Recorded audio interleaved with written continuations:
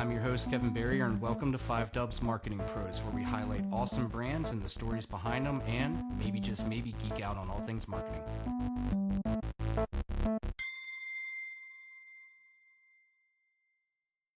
All right, friends. So if you've ever opened up TikTok, even just for a minute, and then somehow magically you looked up an hour later, you felt it. You felt the pull and the draw and the algorithm that seems to know exactly what to show you next. And it can feel a little eerie and it's addictive. And from a technical lens, it can feel pretty brilliant. But why does it work so well? And can we actually measure something like that? Most of us use TikTok without giving much thought to what's happening behind the scenes, but today's guest decided to do something most of us wouldn't. He teamed up with readers and turned their feeds into data, not to game the algorithm and not to sell anything, but just to understand it.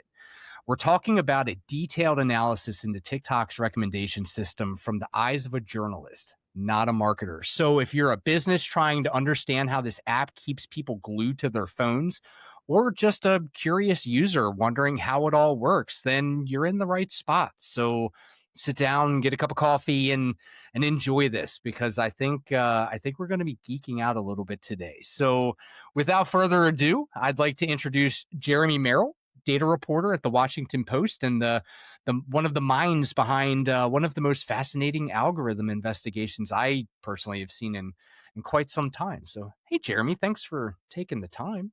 Yeah, thanks for having me on, Kevin. Good afternoon. Yeah, good afternoon. So I happened to stumble on the story that you and the team wrote at the Washington Post about this analysis of TikTok's algorithm on LinkedIn. And when I read it, I mean, I was glued. I was as glued to this story as usually I am on social platforms. So I immediately commented and said, I'd love to have you on our podcast, not even thinking I would even get a response. And Jeremy, you gave me a response quick. So thank you very much. I'm excited to talk about this. There's a lot to unpack. But before I do, for those that don't know who you are, that are listening, talk to me a little bit about yourself, your path and how you got into journalism and how you became a data reporter with the Washington Post.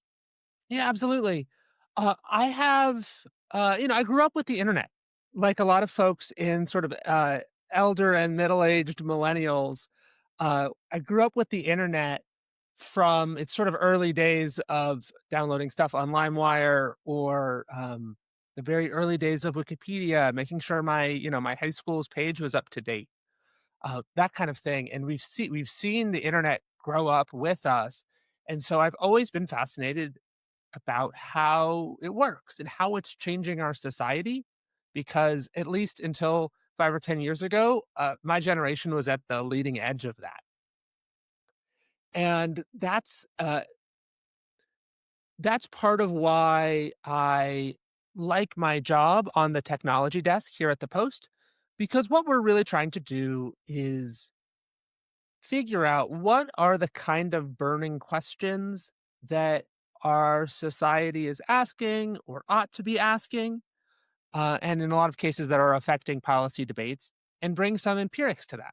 We're going to figure out what the real facts are that should hopefully help settle some of these questions. I used to be a software engineer, and I bring those skills to my work now as a data journalist, where if you are curious about how many people live in Gaithersburg, Maryland, compared to 20 years ago, the source for that is obvious. You can just go to the census, they'll tell you. If you're curious about how many people have some particular disease or health condition, there's probably data that exists from the CDC or NIH or some academic who's already done the work of compiling this, and you can go and get it. But in the technology sphere, that data doesn't really exist, because while the internet is made up of data, there isn't necessarily a internet census bureau, and academics are facing the same problems that we are in terms of the data that you need to answer a question isn't necessarily available from anybody. And so I use my software engineering skills to try to create the data sets that we need to answer the burning questions.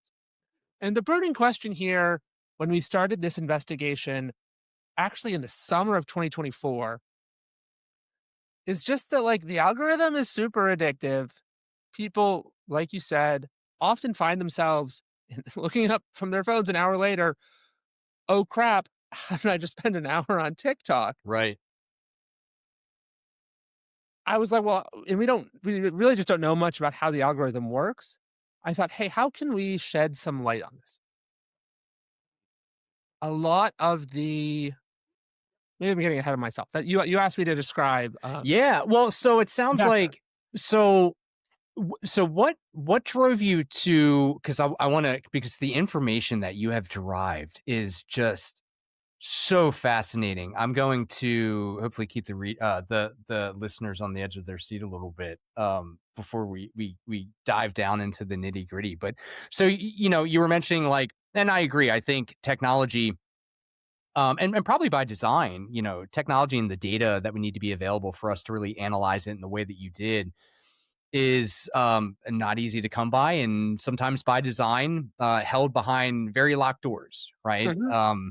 Because that could be the secret sauce of the success of a social, you know, a social feed. But what drove you specifically to like TikTok as a topic that was worth investigating?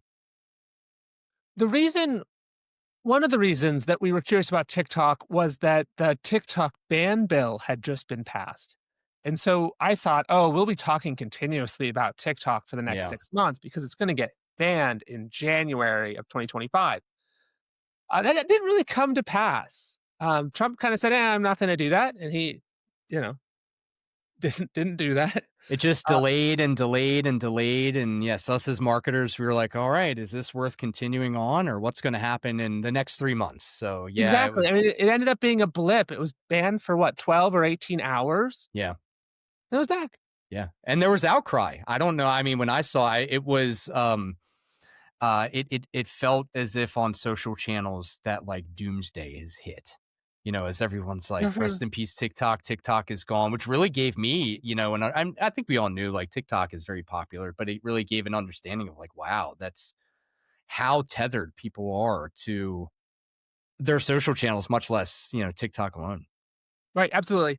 And also, there's a lot of, yeah, speculation, um, about TikTok obviously has strong connections to China and, arguable connections to the Chinese government, and so there's speculation, what if China were to be able to, you know, weaponize TikTok? What would that look like? Um, People have made arguments that TikTok may already be sort of putting its finger on the scale to favor one political viewpoint over another. And I wasn't necessarily optimistic that this is a question that we could answer. And indeed, we weren't able to answer it, but it was always in the back of my mind. Well, what would that look like if that were happening? And how could we tell? That's an interesting. So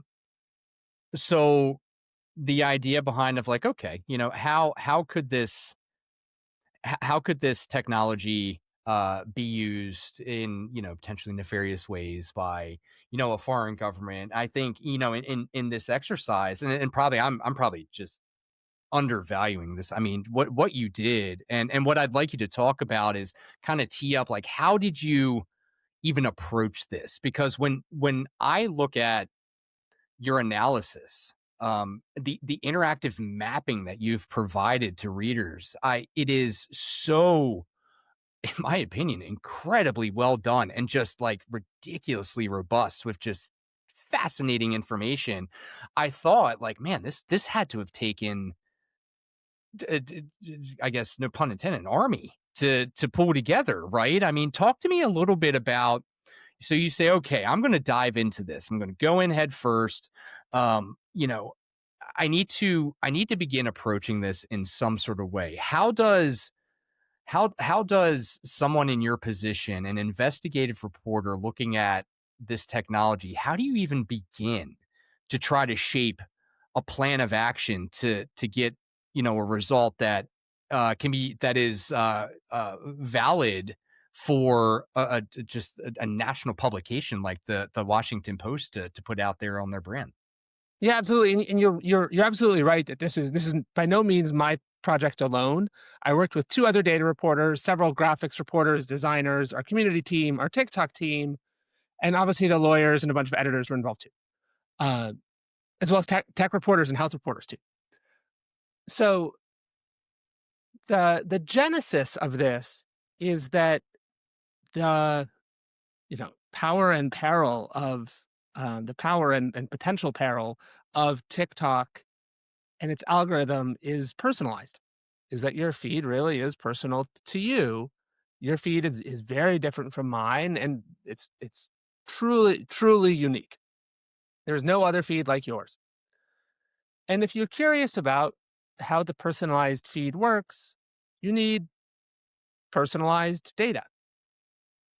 There have been various attempts by academics and think tank folks to shed light on how the algorithm works by just scraping a bunch of creators' profile pages. And I'm like, well, we don't. It doesn't really answer the question, right? A video gets a lot of views. A U.S. politics related video gets a lot of views. You don't know if those are, you know, swing voters, people who are already committed, or for some reason it gets served up on a bunch of feeds in Kazakhstan. Right. What you really need is data about what is happening on real people's feeds and how stuff appears together, right? Are people getting bombarded with are people's feeds full of politics during this period? Or is it really just a fraction compared to all the cat videos and dances and cooking videos, whatever else is on this platform? Taylor Swift, right? That Taylor Swift. seems to be She one has on her own its own. island. Yeah. Yeah. Yeah. Um, and so we went about pitching the editors and the lawyers and everybody involved to say, hey, look, you're you as a TikTok user, every TikTok user can go bury deep in a bunch of menus in the app and say, give me my data, and you'll get a whole bunch of files all zipped up that, among other things, includes a list of every video you've watched in the past 6 months and the exact time you started watching it. If you ever go and download your own data download, it is not wildly useful. What are you going to do with a text file with 50,000 video URLs in it? Right. You get, you don't even get the creator's username in there. You just get this sort of tiktok.com/something/12345678910. What are you going to do with that? As we explored this possibility that the way to get personalized data was to ask our readers to give us this kind of private, a little sensitive data. We did a pilot project on my TikTok feed, my colleagues' TikTok feed. I got my wife to give me her TikTok feed and analyzed those. A couple other colleagues tossed theirs in too, just to see, number one, what's in here across different people's feeds and what kind of technical infrastructure, what kind of software do I need to build to turn that list of URLs and timestamps into something that we can really make sense of? The answer is I needed to go and scrape all these URLs. We didn't download the videos themselves because that would be humongous, but what's the creator's name and what's the title and the description of the video, the transcript, the song, all that stuff. Hashtagging too. Yeah. Yeah, Hashtagging was a hashtags big part. come in the description, so you get that Yeah. too. Pulled that all in. We um, and sort of started exploring what kinds of things will we be able to determine from this. Go in and sort of check and make sure it makes some sense. That my colleague who's a big musical theater fan, she got like 7 or 8% of her feed was about musical theater, which sounds It's right. good. It's a good number. Yeah. Yeah, yeah. Yeah. And once this was approved, we actually went ahead, worked with our TikTok team. They put out a video to our audience and said, "Hey," um, they said, "Hey, my colleague Jeremy and some other colleagues are collecting these data downloads in order to understand how the algorithm works and what its effects on our politics are." And about 1,100 people uh, went ahead and participated, which was really flattering and really a sign of the trust that the TikTok team and the Post in general have built with an audience of largely 20s and 30 something folks who use TikTok. And that's incredible because out of all of those, obviously a large number were from the United States, but I mean, you were having responses all over the world, correct? In the data that people were willingly providing in the pursuit of like having a better understanding of how the algorithm works. I mean, is that right? Yeah, absolutely. We had about 900 or so people from the US, a couple dozen from Canada, the UK, Australia, Sure. but then a long tail of folks from all over the place. Um, I got an email once these stories ran in December of 2025 from a young man in Bahrain telling me that I cooked, which I understand to be a Gen Z compliment. Okay, interesting. Okay. So you have this huge data set, right? And you mentioned that, the data in and of itself is hard to parse through, right? So you have like 1100 times and basically it's giving you like here's every video you've watched for the past 6 months. And not to jump ahead, but I think to give an idea of scale because when I saw this and I read this, I'm like, "Oh my god, the scale is incredible." Many over that 6 month period of time. Now, correct me if I have this wrong, but many watched over 100,000 videos. The median was like 40,000, right? So let's extrapolate that out, right? Do the math. I mean, that's what 15 million something around abouts. I mean, you just have like this massive amount of data. So um within the story you mentioned like you have to somehow now create something that can parse and analyze this data. How did you approach that?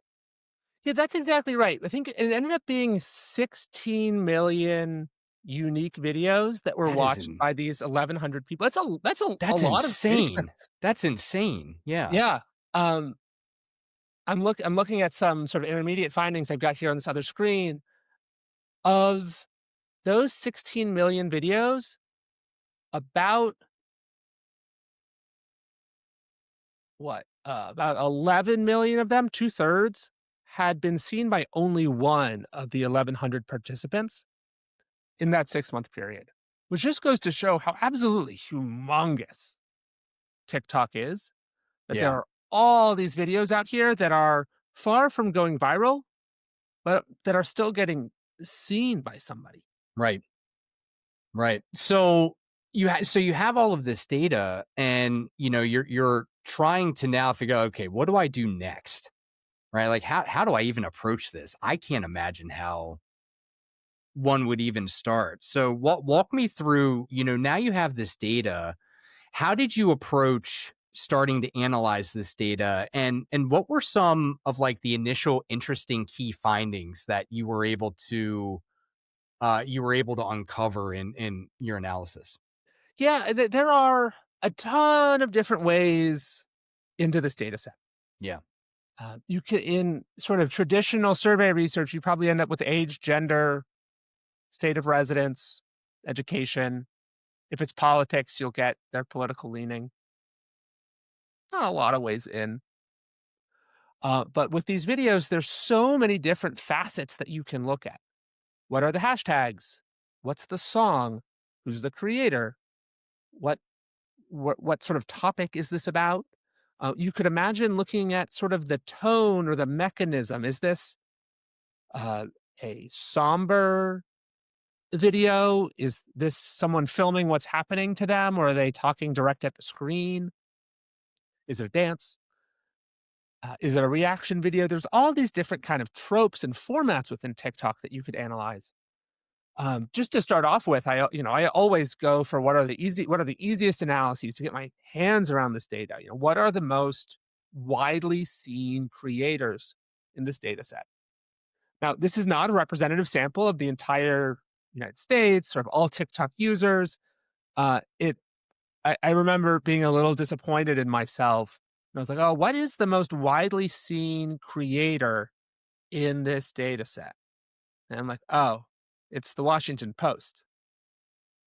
Yeah. Not a surprise because everybody who participated is somebody who trusts the Washington Post and enough to give us their data and who watches the Washington Post TikTok account because that's how they found us to give us their data. So of course that's the top. Next up, I think, was like the Kamala Harris account because it was right before the 2024 election that we collected this data. Mhm. And it's not a surprise that this data set is sort of overwhelmingly politically liberal. Um, but that is obviously kind of a superficial analysis because, again, what makes TikTok so powerful is how unique our feeds are and not how a few videos smattered here and there are videos that we have in common. Sure. And so as you're diving in, one thing that I think you and your team did a fantastic job at Thank you. is creating this interactive map, right? It's kind of feels like a heat map or a plot map of and I think one thing that it was able to derive, and you were able to derive a lot of great things, is like, there are based on, for example, based on one hashtag, there are essentially opposites of that tag, right? If you, for me, I'm a gamer. So I'm on it right now. I'm looking at gaming, and the opposite of gaming would be summer vibes. And when you really think about it, and you look at like the most similar hashtags versus the most different, I'm like, this is very spot on. Like Mhm. it's almost scary spot on it at just how well you have captured the nuances and differences. And one thing that was really interesting, and I think it perhaps underscores now, and correct me if I'm understanding this correct. But obviously one of the main drivers of content that one would see on TikTok is based on recommendations within the For You page. Even more so perhaps than uh, um, creators that you're following. Right. Talk to me a little bit. So I found that to be really interesting. On, you wouldn't think that, right? If I'm following a specific creator, you would think that creator gets a bigger share of voice. But obviously, I guess TikTok is obviously going to want to attempt to diversify the content you see. What were some of the other kind of like aha moments that you saw out of the analysis that you were able to uncover looking at 15, 16 million videos and seeing like associations, right? I know there was gender. I think there's an idea on like, males will tend to see more of specific content than females, or you mentioned Taylor Swift is on its own island. If you look at the map, she is an island. She is out in the on this map in the Northwest region. Yes. And if you see a lot of Taylor Swift, you're probably going to see a lot of other stuff or some other things that perhaps you wouldn't have seen, and you wouldn't necessarily would feel like are even reasonably associated with Taylor Swift, right? Talk to me a little bit about those kind of quirky things. Yeah, absolutely. I mean, this map, and I really want to encourage folks who are listening to go check it out with you're listening to us in your ears. Go check it out with your eyes. Absolutely, and I As will make some sure that the link to the map is in the show notes. So check out the show notes, and the link to the story, link to the map will be in the show notes for everyone. my colleagues on graphics and design did such an amazing job transforming this really ugly plot I made in Python into something that's beautiful and understandable. And then we have this interactive where you can explore the opposites of different hashtags. The more gaming that Kevin gets, the less summer vibes that he gets. The more content about cars with hashtag cars on it you get, the less you get about the actress Zendaya, who I learned about through the design process of his interactive. Okay. I'm not really in touch with popular culture. I'm sorry, everybody. Um, and this is our attempt to get at how personalized these feeds are. Is that TikTok, when it's learning what you're interested in, It's also learning what you're not interested in. Don't bother giving Kevin summer vibes. Don't bother giving our gearheads any Zendaya content. But there's this whole vast sea of stuff out there that you're not seeing because TikTok is probably more or less accurately figured out that you don't care. But it's a reminder that it's all out there. If you wanted to change your preferences, you could go ahead and do that. The way that this worked is it's a lot like actually how Netflix works. And there are some TikTok publishes very little about how their algorithm works. But having sort of trawled through what they do publish, we used a sort of off the shelf open source model that resembles what TikTok is hinting that they use internally. And the way it works is a lot like how Netflix works. They look at which users like similar stuff. Suppose we like similar stuff and it's looking for videos to recommend to you. It's going to find videos that I liked and all the other people sort of in our cluster and suggest them to you. But because it's doing this over hundreds, probably maybe thousands of dimensions, you can be in a whole bunch of clusters at once. You could be in um, gaming and cars and University of Maryland basketball and uh, waltz dance videos or whatever it might be. Um, it can learn that you like politics. It can learn that you like particular political issues, whatever it might learn. And so what we did is we did a mini version of that.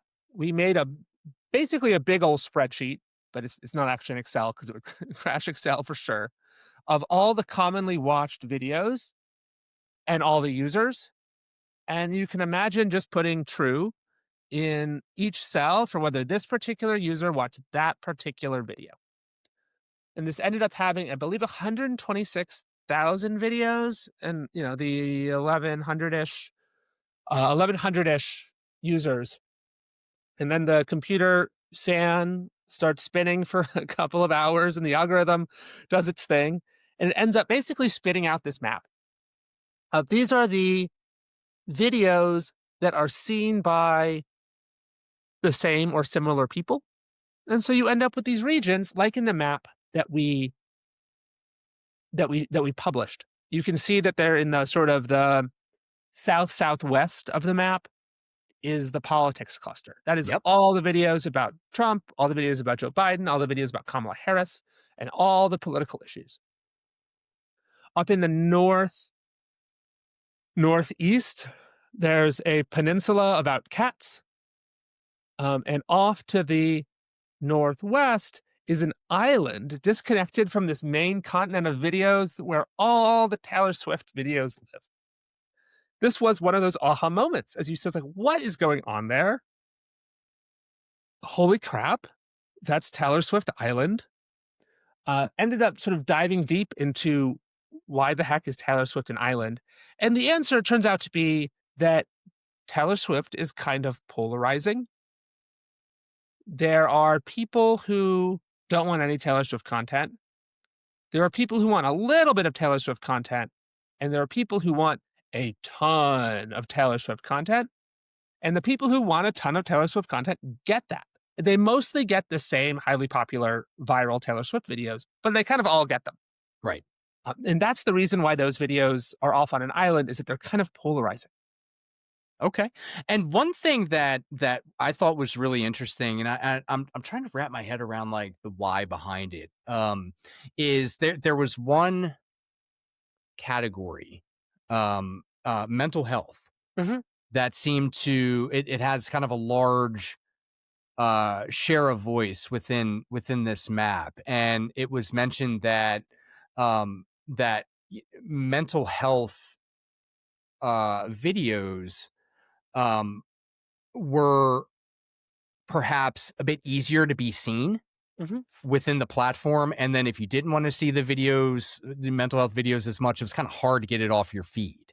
Talk to me a little bit about why you think that may be. Yeah, so this is the core finding of my second investigation as part of this project. We found that different videos on different topics on TikTok are treated differently by the algorithm in that some topics are stickier than others. If you get that um, a video on that topic on your feed and you watch it or watch almost all of it, uh, um, let me rephrase this explanation. Yeah. This is one of the this is the second big investigation as part of this project. We found that TikTok's algorithm does treat different topics differently in terms of some topics being stickier than others. So think about the 100 videos you've watched on TikTok most recently. Some proportion of those videos are about mental health. Some portion are about sports. Some portion are about politics. Some portion are about whatever. That's Think about that as the rate of mental health videos on your feed, the rate of sports videos on your feed, whatever it is. Say it's 5%.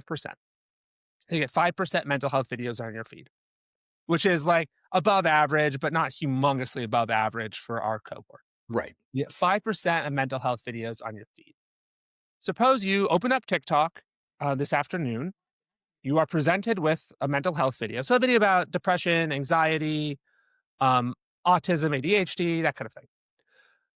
And you choose to watch that video. You don't swipe away. What is that going to do to your feed going forward? Suppose you watch that video and decide, you know what? I'm actually not interested in this topic anymore. How many videos about mental health would you have to skip in order to decrease the amount of mental health content on your feed back to where it was before, back to 5%? That stickiness, that ratio of how many videos do you have to skip in order to undo the effect of one watch? We found that mental health content is particularly sticky. You'd have to watch on average you have to skip on average 2.2 mental health videos in order to return your feed to back where it was in terms of mental health content. And so why do you think do you think that perhaps, a category like mental health, which by the way, what was interesting you reported is if you're, if one is served mental health videos, they're also likely to be served relationship videos too. So, I think one could see an association between Mhm. those two. But why do you think a category like mental health is particularly stickier than maybe some other categories? Is it because it's, for a lack of a better term, this will be a poor ways, but like a mass appeal, or what do you think attributes to that? We don't really know. Uh, I am hoping, and I've actually some researchers have told me they're going to some academic researchers are going to try to use this metric going forward. We don't really know why mental health content and some other stickier topics like skincare, fashion are more sticky than cats and dogs and Taylor Swift and sports and politics. We don't really know why that is. One possibility that Laura Edelson, who's a computer science professor at Northeastern University, one idea she had is that maybe mental health content is something that people want only sometimes. You might want it when you're feeling sad, but you don't want it other times. And so the algorithm has perhaps learned that when you skip it, that might not mean I don't care. That might mean just give this to me later. Yeah, the not right now, yeah, the not right now Right. syndrome. And it can't, because the TikTok's user interface is so simple. It's either watch or skip. Yeah. Excuse me, as the main action, there's not a give me this later, but I still care about it button. We also don't know if that's a effect that takes place on the individual level or on a collective level. It's the kind of topic that a lot of people who get mental health content only want sometimes. And so that learning gets applied to you, perhaps. Yeah. Another possibility is that, the algorithm likely is trying to optimize for a variety of goals. They want to keep you on the app long term. They want to make sure creators feel like their efforts are rewarded. They want to make money from ads. They want to do all these things. that somehow making mental health content more sticky serves one or more of those goals.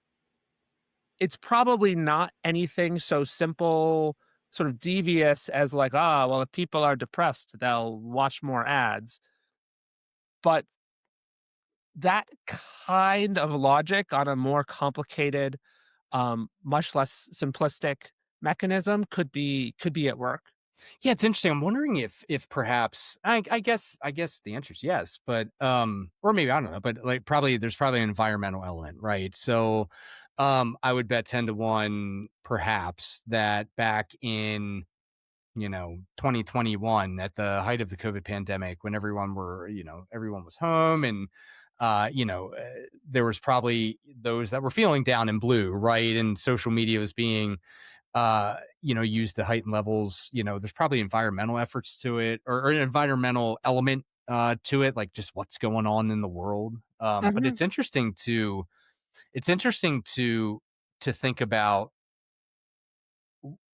all of the mechanics behind the reason, right? And mhm. and the reason that the reasons that are probably by design being well protected by ByteDance. So let me ask you this. So based on all of your findings for TikTok, do you think it's more about content type, or do you think it's more about user behavior, or do you think maybe it's a blend of both in determining what shows up on my feed versus yours versus, the person down the street? It definitely seems like it is a blend of everything. What content do people similar to you like? Um, I think it's been hypothesized that new videos get shown to at least a handful of people to see if they're any good. That's the mechanism by which some random person puts together a video that's going to go viral. The way they figure out is it going to go viral is presumably not by analyzing with some sort of giant AI thing, is that they show it to like some small number of people, and if those people all watch it, it's going big, and they'll show it to more people. Yeah, It that's very much like so Instagram is very like Adam Mosseri has put out. That's what trials Yeah, are, right? Show like to a handful of non-followers, see if it sticks. If right, so, put it out to the masses. Yeah, right. That probably explains at least some chunk. I'm speculating here, but probably explains at sure. least some chunk of the what 10 or 11 million videos in our corpus that were shown to only one person out of our 1100. Yeah, that's And some of those interesting. probably were popular in other corners of the internet that weren't my 1100 people, Sure. but some of them have, pretty low, um, see, I think 20% of our participants' feeds had less than 100,000 views after several weeks. So the vast majority of people's feeds is made up of stuff that's been shown to medium-sized cities worth of people, but there's still 20% that's being distributed over the lobies. That's interesting. Yeah, I mean that gives hope for the little guy, right? That wants to get a share of voice, right? You don't necessarily have to be a Logan Paul to go super, or at least to get a share of voice, right? Maybe not go Yeah. super viral, but get a share of voice. So let me ask you this: Do you see because as I learned about you and learned about this story, I dove deep into other content that you put out, and I mean you put out fascinating content.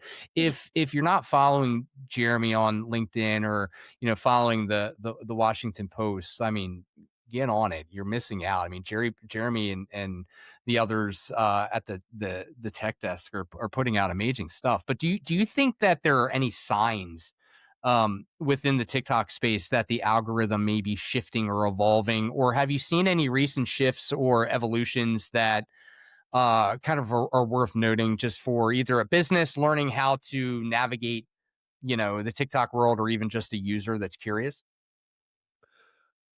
This is a weird thing to say for someone who spent a big chunk of the past year and a half thinking about the TikTok algorithm. I actually don't really use TikTok myself. Sure. I did in the past and quit about when my kid was born because I wanted to spend my idle hours you know, Enjoying your grocery family. shopping for plastic groceries. Yeah. Well, hopefully wooden groceries, not plastic groceries. Yeah. Um, so I don't really know about um, the sort of current state of the algorithm, although I think the conventional wisdom is they're changing it all the time, and it's just sort of morphing and shaping itself, Yeah. even without ByteDance pressing any buttons. The things that people are into will change. That's what makes studying the algorithm so challenging, is that it's this sort of melting pot of accidental incentives from the algorithm, hypothetically, according to some national security folks, thumbs on the scale, um, genuine user preference, the kind of bizarre mathematical relationships between these preferences. As people watch more and more gaming content, is that a quote unquote thumb on the scale decreasing the amount of summer vibes? Maybe. We don't really know, but all these things in this soup are what's determining what videos get more distribution and what videos get less distribution. But I think that the thing that always shocks me whenever I look at large amounts of online content is just how vast the internet is.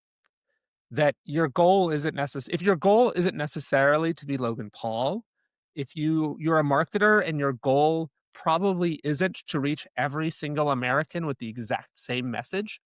If so, I think I'm a more sophisticated marketer than you are. But you are probably trying to reach some smaller audience. That audience is out there, and these algorithms probably have a many dimensional map of where all these audiences are, and those audiences are consuming different kinds of content and seeing different kinds of memes. And to be on trend with one audience is to be just confusing to some other audience. Yeah, and I think so, so you're a reporter, and a Yes. brilliant one for the Washington Post. You're not a marketer. So for me, on the marketing end, as I look at this, to speak to kind of that marketing lens of it, the tool that you and your team have created is invaluable. I mean, so let's say, for example, because what I found really interesting was, and I'm just using your hashtag search Mhm. tool on the map to see, like, okay, let's just say gardening, right? Let's say gardening. If you have a product or service that relates around gardening, what other hashtags are most similar versus what are most different? Now, you know, interestingly, and again, I think it's maybe a poor example, but when you're looking at like most similar, like plants, flowers, homestead, DIY, spring, right? Woodworking, interestingly, right? Yeah. So I think woodworking is a great similar, so it's a category that falls under a similar association to gardening, and I can see that, right? It's kind of using the earthy side of your skill, but maybe one not necessarily thought about. If you want to reach someone who's interested in gardening, they're probably interested in woodworking too. So from a targeting perspective, we can use that. You could have someone likes theater. They may also like cats, funny enough, right? So Mhm. you'll see these just kind of brilliant similarities that I think even the best marketers will sit and scratch their head and not come to that conclusion. But then that's the aha moments of like, wow, yeah, if you're a local theater, go after those that like cats too, right? So and you're going to reach a very applicable audience. I think your tool um on the Washington Post site is probably one of the best marketing tools that I could use. Probably wasn't intentional that way, right? But I mean, I think the amount of data that you've derived, the way that you chose to look at, and the way that you chose to visualize it, and I do agree. Everyone listening to this, jump in the show notes, find the map. It's even presented in such a cool way. It takes you step by step, where it starts building in this plot map from a small group of dots. Honestly, it pulls on checking three different categories: gaming, cats, and politics. And when I saw gaming, I said, well, that's perfect. And it will take you through, if you choose gaming, here's what each dot represents. Here are similar categories like military, tech, I have seen all of these. I'm a Mhm. gamer. I love me some Fallout lore. I also see a lot of military and a lot of tech because that there's an association there, TV and movies and sports. I mean, it does. What it shows me is that from a marketing lens and even a consumer lens, you guys got it, right? Like I think the what you were trying to achieve and uncover, you have uncovered it in a very, and I think as others will look at this map, they'll say, "Oh man, that is, they hit the nail on the head." And as a press association, we're an agency that works out of a press association. I want to say congratulations because I think this level of sophistication in the investigation and the analysis, I think by and large will probably go by the typical reader underappreciated. And I think what we need to really do is just appreciate the level of attention to detail, how, the level of storytelling in putting out this story and how people can navigate such a complex topic. Absolutely bravo. I think it's a shining example of news media doing all the right things. So, I'll say as a press association advocate here, thank you for what you did here. This is awesome. Thanks for all of the work that you do at the Washington Post and especially at the tech desk. Thank your colleagues and your team for me, and hopefully they listen to this as we kind of finish up here.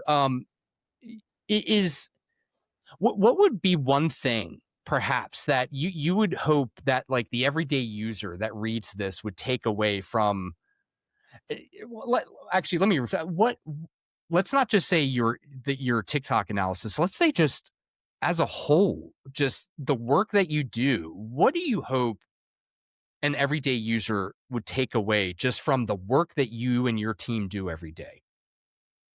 Yeah, thanks, Kevin. So thanks so much for having me on, and thanks for all the compliments. Definitely making that hashtag map a useful tool for marketers was not on our minds at all, but I'm so glad to hear that it is. The takeaway I guess I would give you is that we have, kind of by accident, put computers in charge of a lot of our media diets. And I'm not saying, far be it from me to say that my bosses and bosses are perfect, although it is annual review season, so maybe they are perfect. But uh, a job that used to be done by human beings who, at least hopefully most of the time, had sort of societal well being as a North Star, have been replaced by a bunch of computers doing something that probably no human being on the whole planet really understands. And that's kind of a weird choice for us to have made. Um, but made it we did. And so as we scroll through our algorithmic feeds, whether it's on TikTok or Instagram or Facebook or Twitter or anything, Google News, it's probably a good idea to keep in mind that what we are seeing has been selected by a computer to achieve some sort of objective that we don't really understand. And so our view on the world is getting more and more personalized and unique. And it's good to kind of try to get yourself out of that. The filter bubble hypothesis 15 years ago probably wasn't quite right. But it's, I think, more of an open question now whether it's getting right. Yeah, that's interesting. Yeah, because I agree 100%. Now, for me, I go around the United States and I talk to folks about how to use AI in marketing Mhm, and advertising. And I'm a huge supporter of AI in that it's a tool. mhm. For example, as just an example of computers where, you need to be the hammer and it's the nail. But I think where us humans have an area of opportunity is making sure to keep that human element, to have independent thought, to not have even now to, I mean, I'm finding in many spheres, and it's a little scary that decisions can't be made unless you run it by your AI model. And that's scary, right? The Mhm. proverbial you, right? So, making sure that I think understanding that the important work that our members do, including the Washington Post, that great professionally curated news isn't free, that you are getting more than you pay for, and that our members and the Washington Post and right down to the little guy, right? Mhm. Support your news media because not only do they hold the powerful accountable, they while no news media will always be right 100% of the time. I think we can all agree to that.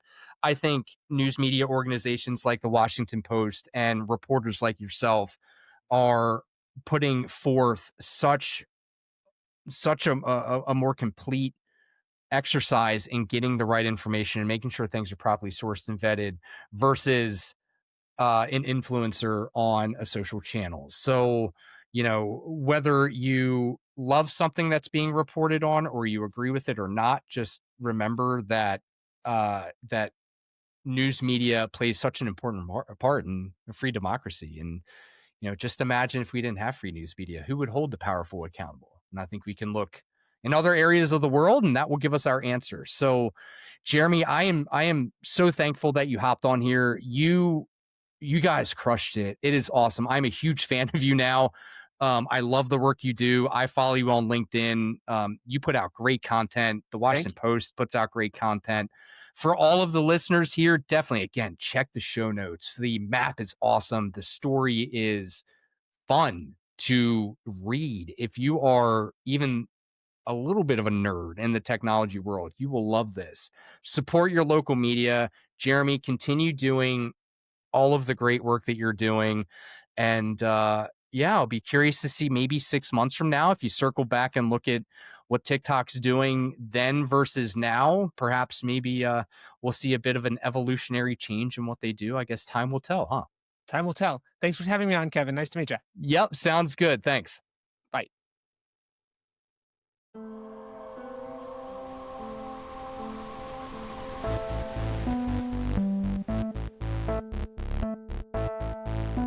5 Doves Marketing Pros is hosted by me, Kevin Barrier. Our executive producer is MDDC Executive Director Rebecca Snyder. Our theme music is by Azulu Studios. A special thanks to our guests for being with us. You can find 5 Doves and 5 Doves Marketing Pros on Spotify, Apple Podcasts, and YouTube.